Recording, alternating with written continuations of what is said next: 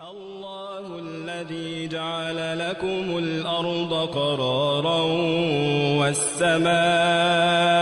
بناء وصوركم فأحسن صوركم ورزقكم من الطيبات ذلكم الله ربكم فتبارك الله رب العالمين هو الحي لا إله إلا هو فادعوه مخلصين له الدين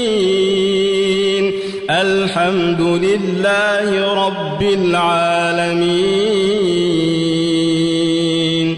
قل إني نهيت أن أعبد الذين تدعون من دون الله لما جاءني البينات من ربي وأمرت أن أسلم لرب العالمين هو الذي خلقكم من تراب ثم من نطفة ثم من علقة ثم يخرجكم طفلا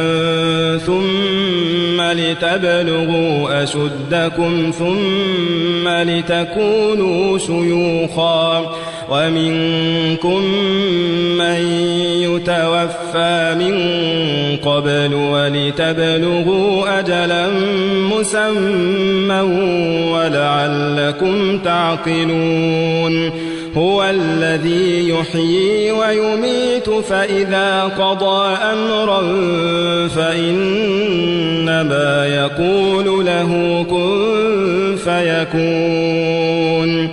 ألم تر إلى الذين يجادلون في آيات الله أنى يصرفون الذين كذبوا بالكتاب وبما أرسلنا به رسلنا فسوف يعلمون إذ الأغلال في أعناقهم والسلاسل يسحبون في الحميم ثم في النار يسجرون ثم قيل لهم أين ما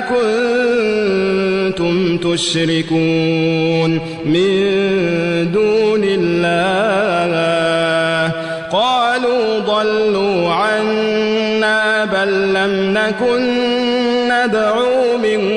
قبل شيئا كذلك يضل الله الكافرين